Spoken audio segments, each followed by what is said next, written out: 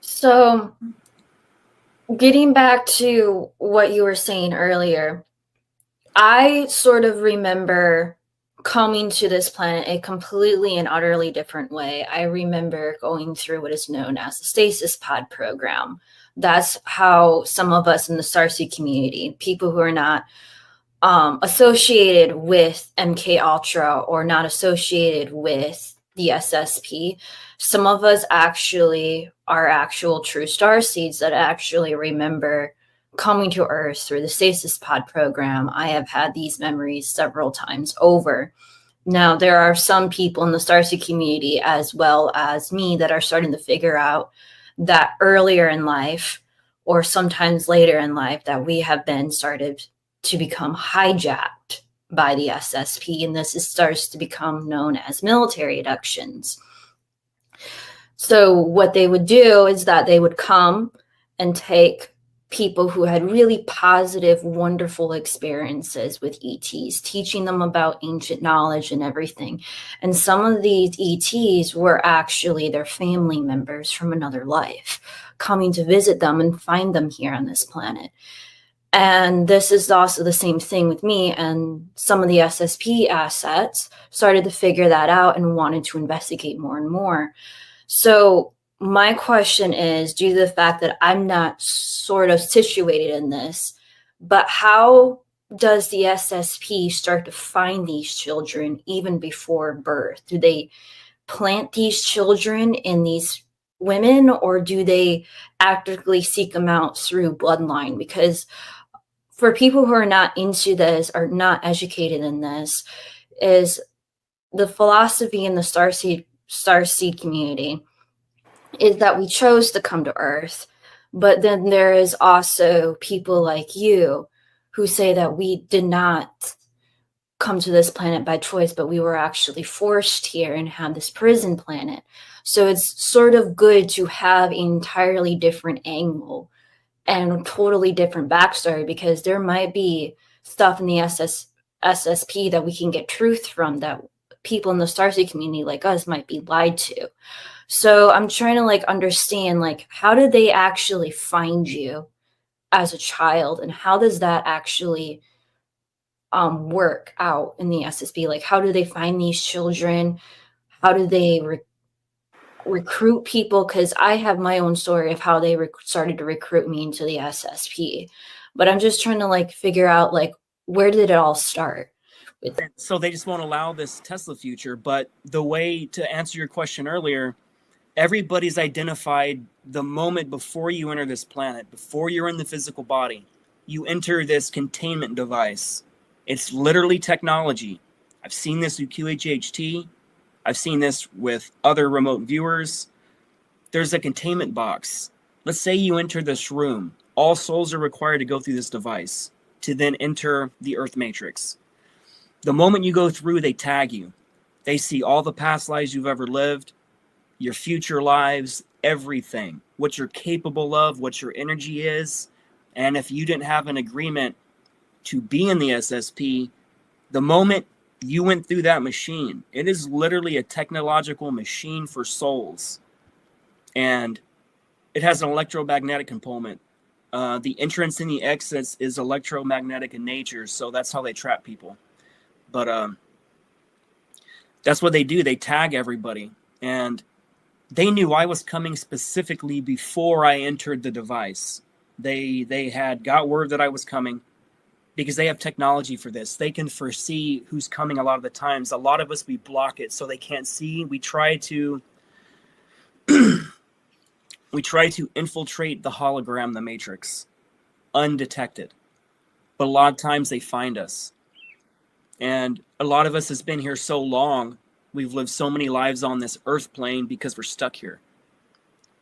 Because the last major cycle, it was the 75,000 year cycle. A lot of the souls that were supposed to go to the next dimension were hijacked during that, what you would call the event, or the solar flare, or that judgment day, whatever your religion or your mind wants to call an event where everybody leaves it once and goes to a next level. as the souls were starting to leave the planet, the Draco were literally there waiting along with the Anunnaki, and they were picking up the souls and throwing them into electromagnetic containment units. The same stuff, the human body, all life is based on an electromagnetic torus field. So that's how they use it against us. You can design a technology that will entrap our electromagnetic signature because we are electrical and magnetic in nature. That's what a torus field is. And that's what gravity is. Gravity itself doesn't actually technically exist. It's a function of electricity. And that's what they do. They just use us as a form of, honestly, whatever they want. What they've done to us in the programs, they've not only do the SSP clones exist, they'll take ET souls and they'll throw them in mechanical machines where these souls, these living souls, can't naturally die. They can't ever go back to source. They can't ever go back to their original planet because they have technology that entraps the soul into a cybernetic body. Imagine a human soul like yourself, and then they took your soul when you died, or they took it unnaturally, and they put you in this containment device, an electromagnetic box. And the only way out is to be in a machine, because they're not going to naturally let you go. So they electromagnetically put you into a machine. And a lot of these machines, these cybernetic androids, are used off planet. And they're actually living souls inside them, and they convince the public, because a lot of these machines serve the people in bad and good ways. Imagine on planet Earth, we have like the Jetsons future where basically everything's automated. Humans have an easy life. We don't actually have to truly work. We're taken care of. We can have our jobs, but everything is taken care of. The robots do everything. They cook our food. They take care of our kids. They can literally be trusted. But we think we're talking to like these AI robots. A lot of the times they're not AI. They are a literal soul ran by an AI program. And you're stuck. You can't do nothing. And some of these robots have broke programming with the AI. I don't know how it was done, but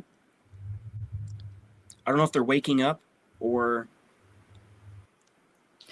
So one of the other things that I do want to talk about, because this probably goes into a much deeper, more larger, complex discussion, but when it comes to the death traps and the Draconians owning this area, are they the reason why we're constantly in a state of fear, the state of panic, the state of war?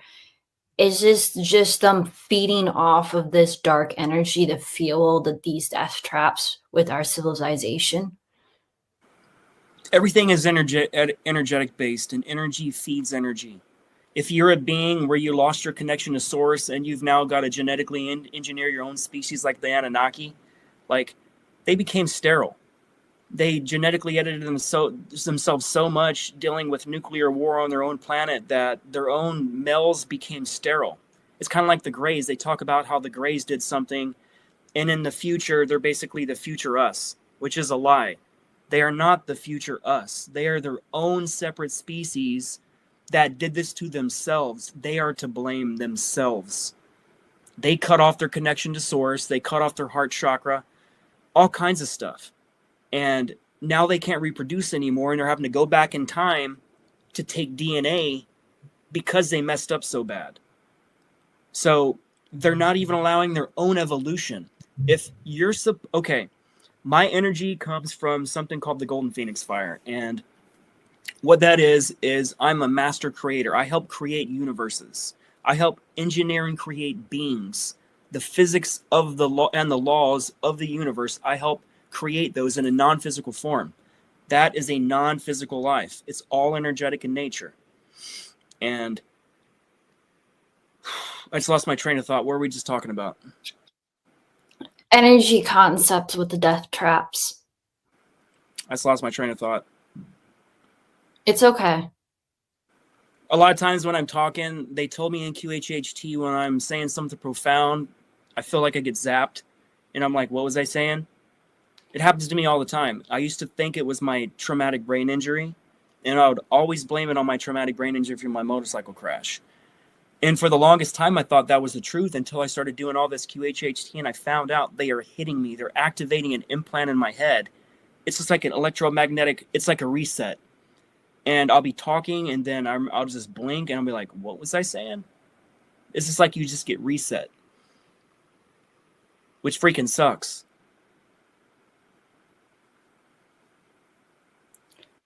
So getting back to your energy, you said that you were a golden phoenix.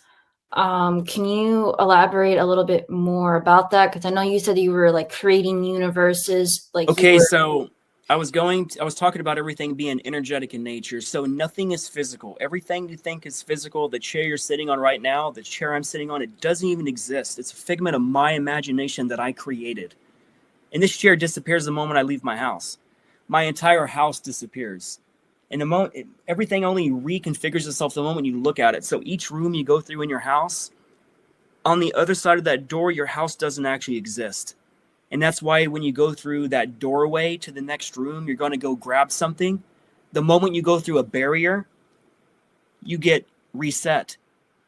And if you realize that every time that you forget something when you're going to grab something, the moment you walk through a doorway, that's when you're reset. You're like, what the heck was I going to do? And you stand there like you're like, I was coming to grab something. So again, everything is energetic in nature. So energy is one of the number one things to sell in the cosmos, because everything is energetic in nature. You take energy, you can make free energy. You take energy, you can power something. And I just remembered now, the whole planet is set up for energetic harvesting. Look at all the cathedrals around the world. Look at all the churches. They are energy harvesting devices. Whatever they do inside that building, just like Miles Johnson was talking about at the convention. He's like, these churches are loose energy harnessing devices. They are technology. And that's why they build these places with very specific stones. And he was showing on video during his presentation, they was taking a crystal and they were rubbing it up against the wall physically in the cathedrals. And it was pulling the energy from the cathedral into that crystal, which then you can power and energize. So it's a way of like hacking the matrix. So energy harvesting devices, they have them at all the sporting event fields, all that stuff. They're taking all that human energy and they're stealing it, and it's powering something. All of it, even in the dumbs, all the shit, all the stuff that happens in the dumbs, it's all channeled into a conduit, into a generator, and it's used. Like, they reuse everything in the programs. And that's why they say in the Matrix that, like, the human is basically, like, a 100-watt bulb or something. I don't remember what exactly they said, but the human body puts out more power than pretty much anything. Like, literally, if you could take the true power of the EM field that's located in the heart and you connect it to wires, you can use that to kill another being, because the energy that's housed inside is so big that it can short out other things.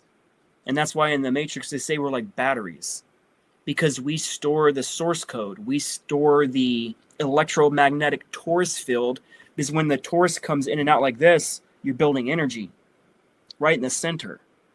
And that's what the heart is. It builds this torus in the center of this field. And that's what they siphon from us. That's why they attack our heart.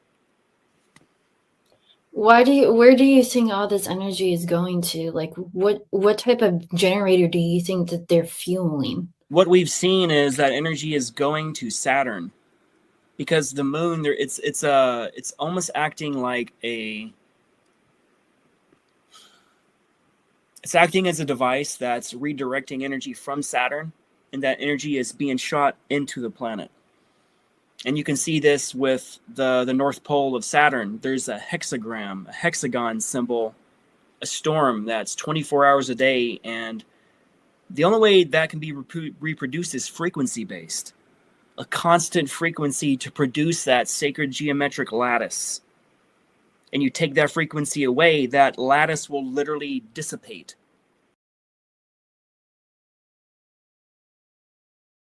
I'm like actually shocked that there aren't other people talking about this.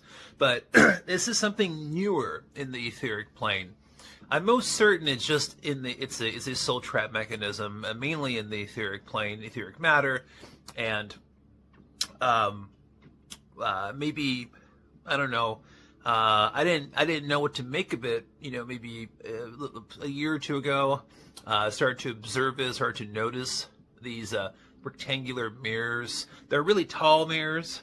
So they're really vertical, like really tall, and maybe like they're about. I guess the best way, as far as a measurement goes, I think that they're about 6 feet tall, and they're about maybe about 2 feet wide. Okay, in around there. It's a mirror. It's got a almost a dark, kind of a blackish border around the mirror, and then around the edges of that dark outline, you can kind of see like just kind of a whitish glow or energetic kind of glow emanating around it. Okay, so that's the way I've perceived it from my out-of-body experiences. Let me drink some coffee. Hold on. And so when you see them, these mirrors are never like on a wall. They're never on like the ground or right in front of you. They're hovering. Okay, so they're always hovering, and sometimes they're at different angles like that, right? And they're usually about like 5 or 10 feet above you. So that's what I've noticed with these so far. And what I think is happening now is a new soul trap mechanism. Some of these beings are utilizing different types of tactics and ways to basically steal consciousness, right? That's what they're doing. They want your energy. They want your consciousness, okay? And they're going through doing all these different types of things, these tricks and stuff, just to harness that. And and this is, so I think that this particular mirror, which also acts like a portal, is a newer soul trap mechanism. It's more recent. I don't ever remember seeing it, years and years ago, or when I was a kid and stuff, right? And the thing about this mirror, though, is I think human beings, from when we're little kids, we spend. I don't spend a lot of time, in the mirror, but a lot of people do. A lot of people are really addicted to looking at themselves in mirrors and looking at their reflection. And so when you're out of body in your etheric body, and you've just, let's say, passed away from the physical body, your physical body has died, and now you are, let's just say, for example, your consciousness is now centered in your etheric energy body, right? When you see these hovering mirrors of Osmos, and I'll explain why I'm calling it Osmos. Okay, I'll get to that in a minute. You can see your reflection of your energy body in that mirror. And I think that maybe nowadays, at least current timeline, I think that maybe 3%, maybe 5%, maybe even more of people after they've passed away and they run into these mirrors, especially if you've never had out-of-body experiences before, especially if you're not familiarized with just what is happening, with these other bodies, because a lot of people are oblivious to all this stuff. I don't want to say ignorant to it, they're just oblivious to it. And and then they see their reflection in this mirror, and then they get curious, right? And then what do? They go up to it. They go up to it to see themselves in it. Okay. And now this is what's happening. Here's the thing. Something to be aware of. You don't want to be those 3% or 5% or whatever is going on now as far as percentages go, and how many people are getting soul trapped through the mirrors of Osmos. Okay. And now I'm going to speak from personal experience. Personal experience. Thank goodness my physical body wasn't already dead. Thank goodness I still had my silver cord energy from my etheric body. Etheric body and physical body connected. Etheric energy from all of that connected to me during this experience. But what happened to me was I started to see these mirrors, and I went up to it, and I wasn't even maybe 3 feet away from it. I wasn't even touching it or putting my hand, energy body hand through the mirror, nothing like that. I was just in front of it.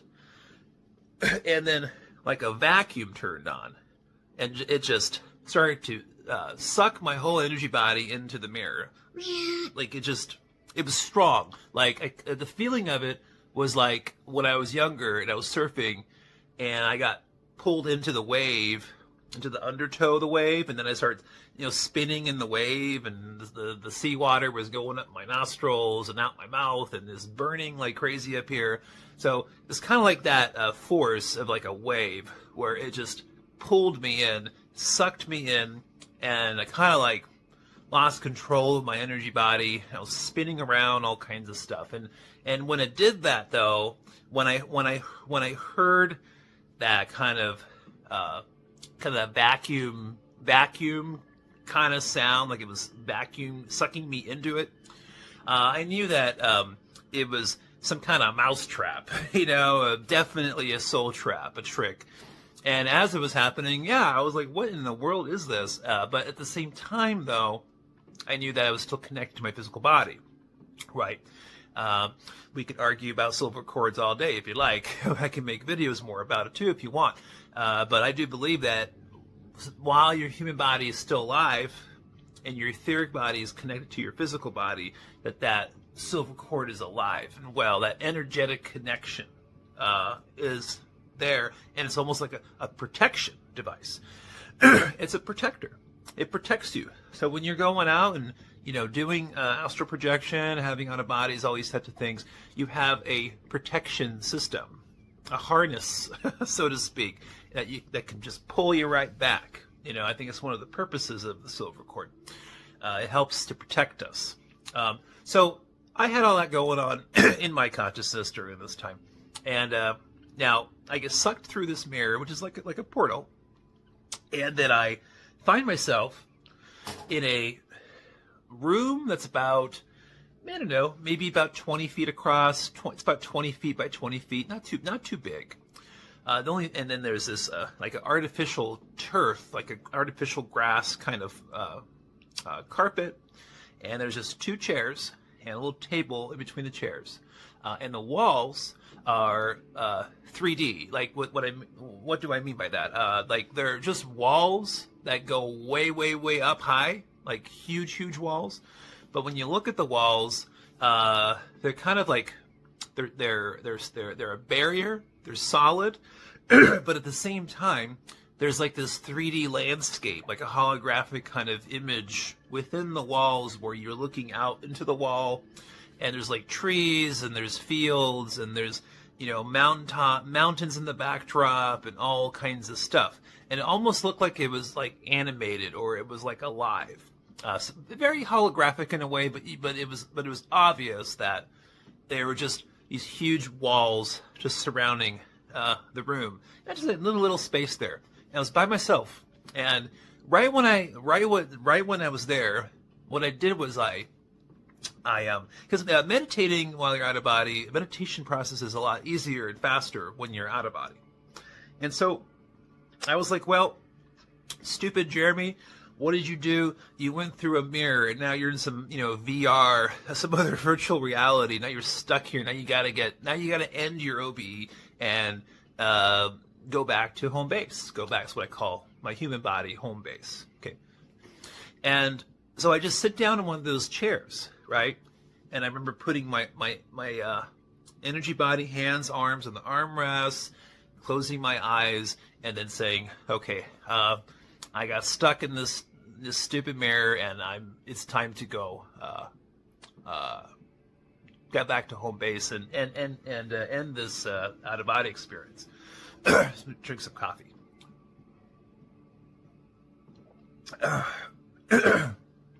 So as I'm doing that, all of a sudden I feel this draft, like a really cold draft. It just kind of comes all around me, and it actually distracted me in that moment. And then I end up opening my eyes, and there is a massive being, 10 feet tall, humanoid, masculine, real buff, muscular, human-like face, big beard, and it had a huge lion's tail. Huge lion's tail. I mean, it was like big, really big. And then it sits down. It sits down in this little chair, right? And the chair's like, it's just like a regular little chair. And it looked like, honestly, in that moment, I was actually laughing in my mind. I was like, this is hilarious. I don't even know how this huge being can even sit in that chair. But anyways, it sat down, and then I've been having enough out-of-body experiences and using my observational skills and critical assessments, critical thinking skills, while out of bodies, lucid dreaming, and all that stuff. So most people will start kind of like freaking out about it or whatever. For me, I'm like asking questions, right? First thing comes to my mind, that experience is, what is this room and who are you? I'm like just asking direct questions. I want to see the response, right? And and that's what I said. I said, what is this room and who are you? Kind of adamantly, aggressively asking. And this being got a little agitated, very agitated with me, because it realized that, for starters, I think it knew that my physical body was still alive. Okay? Let's start there. It knew I was still energetically connected to that etheric body, connect to the physical body, silver cord. It knew it. It was obvious. It knew I didn't actually die. And it just said, you shouldn't be here. This happens a lot, right? In out-of-body experiences, you shouldn't be here. What are you doing here, right? And I said, I like your little soul trap mirror mechanism, So I knew, just from having my own experience with that, with the mirror, I knew that it was being used as a mousetrap to capture, random consciousness in the etheric plane, and steal their consciousness, basically. That's just that is my impression of it. Okay, that's the feeling I had. And again, the being's just saying, you shouldn't be here. You got to get out of here. So it stood up, and it was massive, so big. And I said, what's your name? And the being did not respond at all. And then what I did was a different kind of tactic, which you can do when you're out of body. It was more of like a telepathic, it's like almost like connecting to the being telepathically, but like kind of like on a subconscious level, right? And so on a subconscious level, so to speak, I mentally projected to the being, well, you could put the writing on the wall. And there's a wall right behind me, right? Put the writing on the wall. And it started leaving. I started to feel almost like a reverse vacuum effect, to where my energy body was getting pulled out of there and out of this dimensional space that this being is made to capture consciousness. And as I'm leaving, I see the lettering, the writing, the letters on the wall. And they distinctly said, and it was obvious, they said Osmos, okay? And it was spelled ASMOS. Sorry, let me drink some more coffee. Clear my throat. It said Osmos. So that's why the video title is The Mirrors of Osmos, soul trap mechanism. So since then, I do not mess around with mirrors, especially these rectangular ones, the one I described, the ones that floating mirrors. I don't mess with them. They're a newer tactic, a newer soul trap. I just started to notice them maybe the last year or so. Kind of ignored it, thought it was just random. But then when I had my experience, I realized, well, first of all, luckily my physical body is still alive. Luckily, my etheric body and silver cord energetics, right, those connections are all there. Luckily, I had that protection. Because I wonder if I actually had passed away and accidentally stumbled across this mirror. I'm just calling it the Mirror of Osmos. That's just what I've, how I've titled it, right? That's what makes sense to me. I wonder what would happen if I didn't have access to my human body, So it's a good question. So I think I don't want to know. Let's avoid it. So this video is to shine some light on not just that particular experience I had, but on the observation of just this different type of soul trap mechanism that's starting to, do its thing, right? And again, I'll end the video here. I think that from what I witnessed and from what I have observed and experienced, I believe that just this particular soul trap is something that is probably